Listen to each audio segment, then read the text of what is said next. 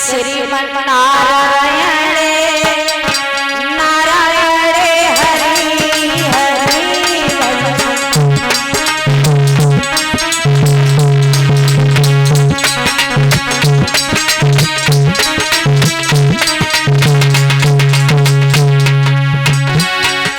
जो नारायण नाम ले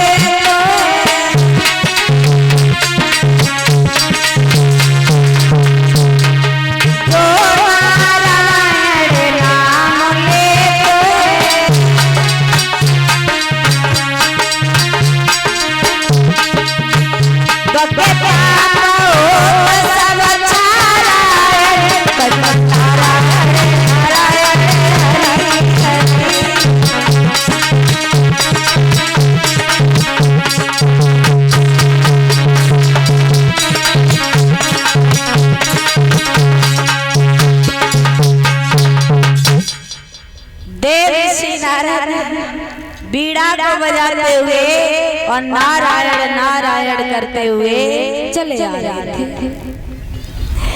महाराज हिमाचल ने देखा बाबा नारद आ रहे हैं तो सुंदर सा आसन डाल दिया और जवाब दिया, आइए मुनिवर, बहुत दिनों के बाद आपका आगमन हुआ है, बैठिए। सुंदर सा आसन डाल दिया और जवाब दिया, कहिए बाबा नारद कैसे आना हुआ? आप बड़े अच्छे समय पर आए हो। बाबा नारद ने जवाब दिया, कहो राजन क्या बात है, तुम्हारे चेहरे पर ये खुशियाँ, इतनी तेजी से खुशियाँ क्यों हैं? तुम्हारे घर में बधाइयाँ बज रही हैं, मंगल गीत गाए जा रहे हैं, इसका कारण क्या है? जवाब दिया है, बाबा तुम्हें नहीं पता कि इसका कारण क्या है? तुम्हें पता है कि मेरे घर में एक सुंदर सी बेटी ने जन्म लिया है, सुंदर सी कन्या का जन्म हुआ है। और ऐसा करो, तुम बहुत अच्छे समय पर तो आ गए हो, मेरी बेटी का नाम रख दो। मेरी बेटी का नाम क्या होगा? जैसे ये कहा तो देव ऋषि नारद ने जवाब दिया, ये तो बहुत अच्छी बात है, अपनी बेटी को लेकर के तो आओ। महाराज हिमाचल बेटी कन्या को लेकर के बाबा नारद की गोद में बिठा दिया और जैसे ही बाबा नारद ने उस कन्या की मस्तक की रेखाएं देखी तो जवाब दिया है, राजन ये कोई साधारण बिटिया नहीं है, तुम्हारे घर में जिस कन्या ने जन्म लिया है ये कोई साधारण लड़की नहीं है, ये साक्षात माँ काली का अवतार है। और सुनो,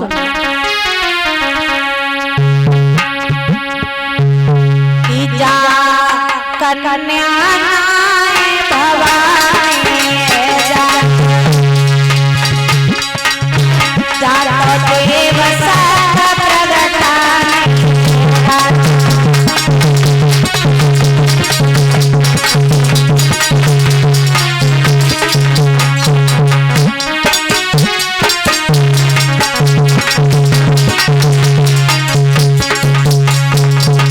राजन ये कोई साधारण बिटिया नहीं है, ये साक्षात भगवती का अवतार है और ये बहुत सुंदर बेटी है। सुनो, आर तेरी लीनो अवतार रे और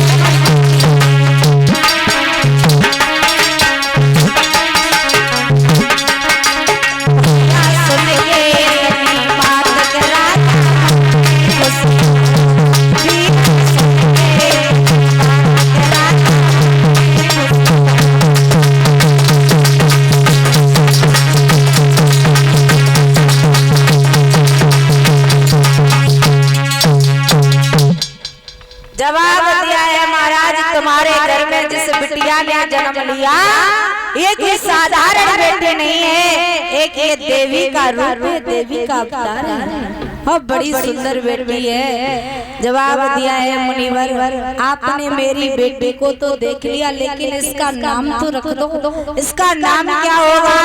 तो जवाब दिया है महाराज, इस बेटी का नाम होगा गिरजा। क्या? गिरजा।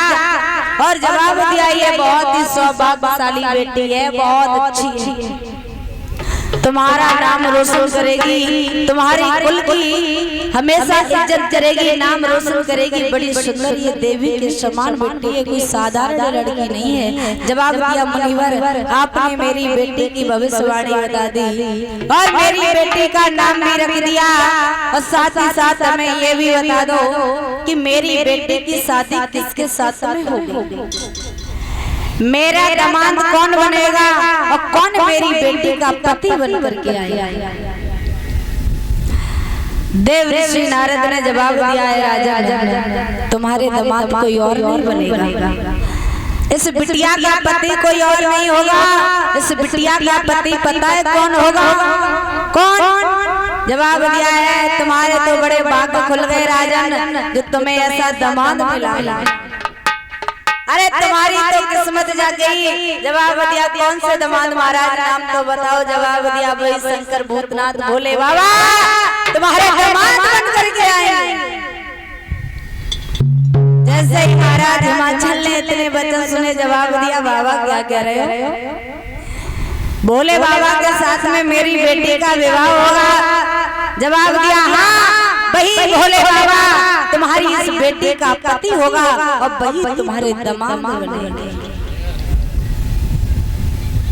जवाब दिया है मुनिवर, आप सत्य कह रहे हो, वो भोले बाबा मेरे पति का दामाद बनेगा, जिसके पास रहने के लिए ना मकान है, खाने के लिए ना भोजन है, रहने के लिए ना मकान है, पहनने के लिए ना तो कपड़े हैं, भांग पी पी कर गुजर चलाता है, कैलाश पर्वत में रहने वाला और शमशान में वास करने वाला, वो मेरी बेटी का पति बनेगा।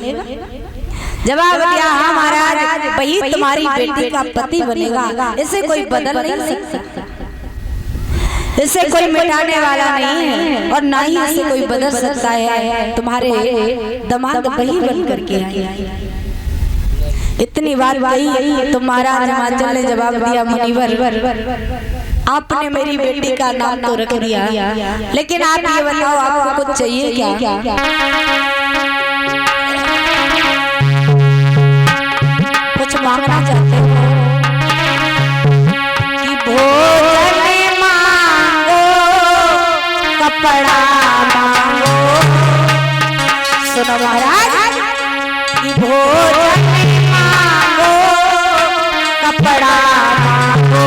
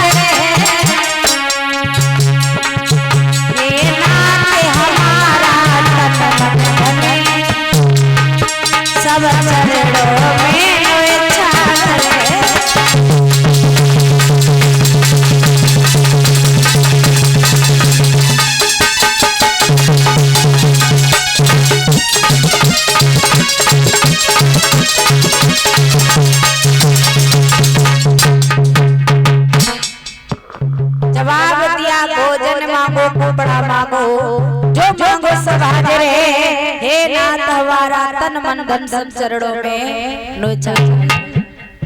कुछ मांगना चाहते हो?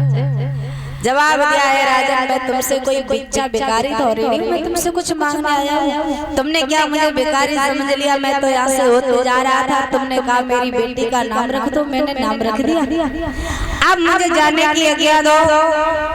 महाराज हिमाचल ने जवाब दिया, ठीक है महाराज आप जाइए।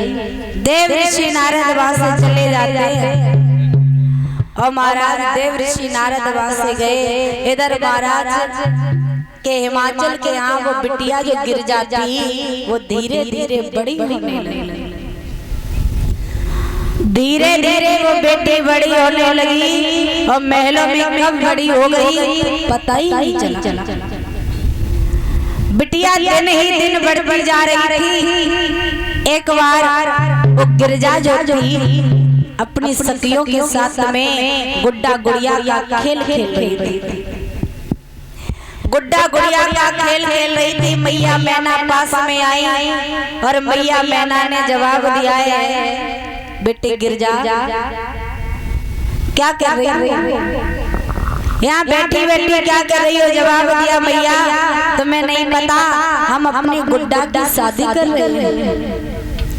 हम उस गुड्डा की शादी रचा रहे हैं। तो मैया मैना के दिमाग में विचार आया कि हमें ऐसा लगता है कि मेरी बेटी भी शादी के योग हो चुकी है।